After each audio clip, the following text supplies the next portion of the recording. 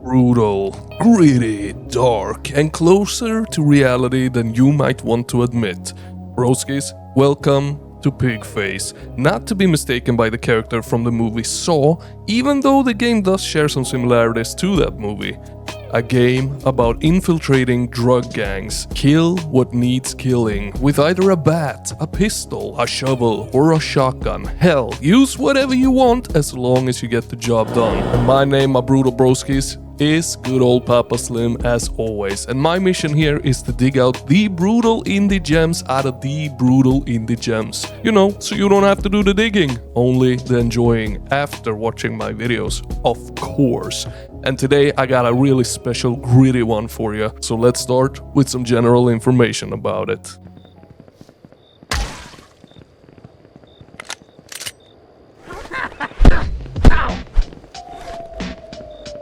Are you?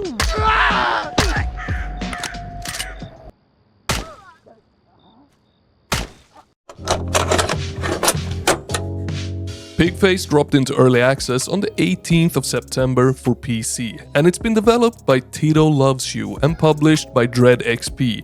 It has a price tag of just under 10 euros, and it offers, as of right now, a handful of missions, some voice-acted story, a bunch of different weapons and different ways to approach these missions on, with a ton more coming during its early access period. And it is, just to be clear, not a roguelike. It is a single-player campaign game with no multiplayer and no co-op. But spoiler alert, it is a damn good one.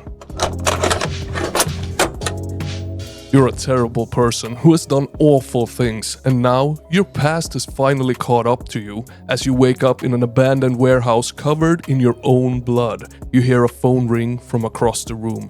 They've drilled a bomb into your head, and now they have a job for you, or actually multiple jobs for you. And how the story is told is via phone calls to your early 2000s cell phone, which to me just sets the vibe instantly. I love it. And to top it, the writing and voice acting isn't half bad at all. And I might be remembering this wrong, but I think the guy speaking to you is Tito Loves You himself. But I chose to believe that it is, no matter if my memory fails me or not, and that just brings another level of charm to it all in this otherwise very gritty setting. And the story, it does play kind of a crucial role in this game. It really elevates the whole atmosphere and mood and grittiness of the game, and that is really what this game thrives on. So a big thumbs up for the story from my side.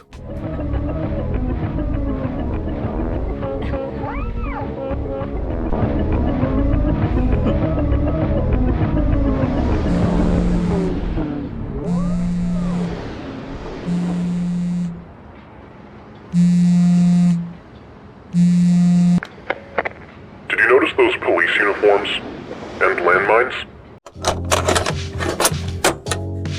So the actual gameplay, my broskis. Well, we start off always from our apartment after we went through the prologue in this warehouse that we woke up in. In the apartment, we get to change our outfit, we get to buy new gear that is unlocked after each mission. But the gear isn't free, we have to actually pay money for it. And it can be everything from attachments to our weapons to brand new weapons, armor, some specials like landmines. There's some pretty cool stuff in here already, and even more is coming. But how do we actually acquire the money to them? Well, by completing the missions that are given to us.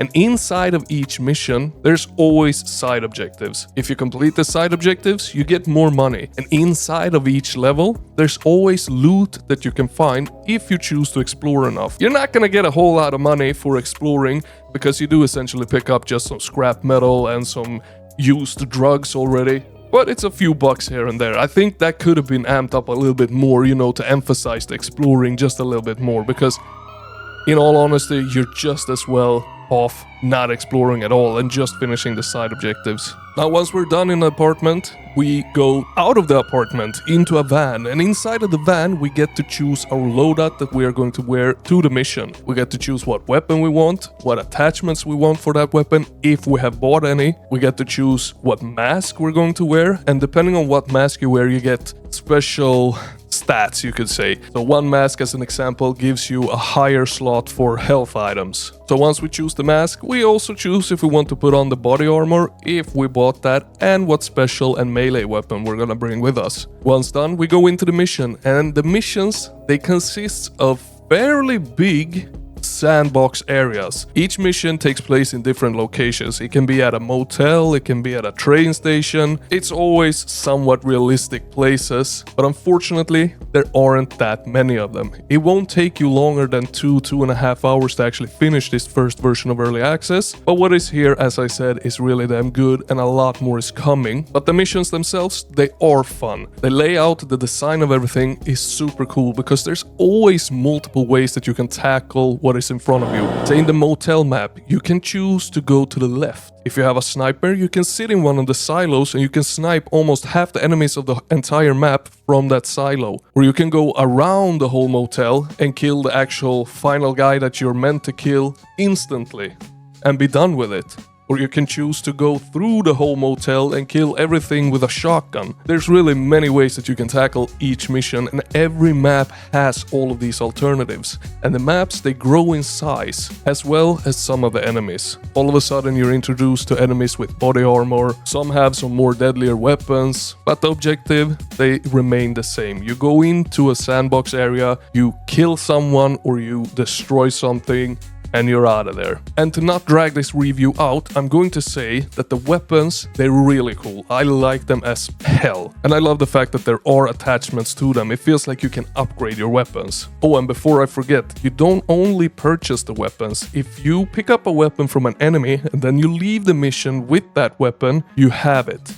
And you didn't pay a dime for it, which is also a nice little detail. But the enemies, that's unfortunately the game's weakest point. It's not super bad, but they are quite dumb. And the melee enemies, they're literally not dangerous at all. If you have a weapon, they won't be able to hurt you. Every enemy dies from one headshot if they don't wear a helmet. And the majority of them don't wear a helmet. But essentially the melee enemies, they're just distractions from the other enemies that might be placed on top of rooftops or somewhere else where they can shoot you while you focus on the melee. But if you just decide to back away a little bit, they're still gonna sprint after you and you can take them down easy, in peace and calm. And then peek your head forward and kill the rest. The game isn't all that challenging. But at the same time, I'm kind of happy that it is, because it doesn't have a checkpoint system. If you die, you restart from the start of the level. Sure, the levels, they aren't massive. It doesn't take you 40 minutes to finish a map. It will take you everything from 5 to 20 minutes to finish a map. But still, it can be frustrating if you're struggling with a map, finish it, and starting off from the start every time that you die. Sometimes they aggro you like crazy, and you have no idea from what corner they are sprinting towards you from. You might be focusing on an entirely different enemy, and 3 more just came across the corner right behind you. You had no idea. But that is if you use a weapon that is loud. If you use a weapon with a suppressor, you can go full-blown stealth, and that makes the game actually too easy. Essentially, what I would like to see in the gameplay department is way more maps, which I know are coming, and I would really like to see more eye-catching maps. The maps that are here now, they really give off Max Payne 1 vibes. You have your train station, you have your gritty motel, like it's really connected to real life, but in quite boring places, if you get what I mean. They could be a little bit more wild and crazy in my opinion. And I would also like to see some more enemy variation and maybe make them just a tad bit smarter, because they literally just run towards their death as is now, which a lot of enemies do, but it doesn't really fit this game that they do that. They should at least maybe try to avoid your attacks or something, you know, not just go whoa. They're not brutes, they're violent criminals. There is a difference. Now, presentation-wise, I think it's awesome. Like, it hits all the right nostalgia nerves for me. The music is unique, it is super good. The weapons, they sound great. The enemies, they sound great. It's satisfying doing headshots, and as an enemy die, its mask falls off. That's your cue that the enemy you were shooting at is dead. When the mask falls off, it is dead. And the way that it actually looks like a Max Payne 1 game in first person. It doesn't play like one, but it definitely looks like one. It's just a dream come true for me. I love it. I love how it looks and I love how it sounds. And I love the atmosphere of it. And to conclude it, spoiler alert, I love playing it. I had 2 things that I would like to see improved.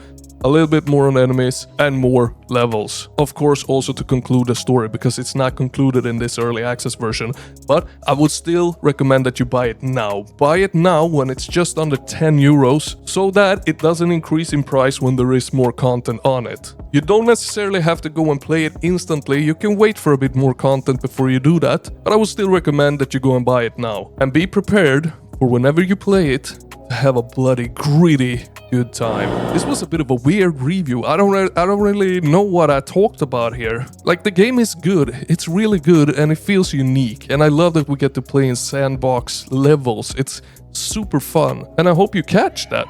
Did you? Leave a comment down below. Let this old bald man know if this review made any sense whatsoever, and if it didn't, leave a comment as well. And for more brutal indie gems, remember to hit that like and subscribe, and Papa Slim, he will see you in the next one. Over and out.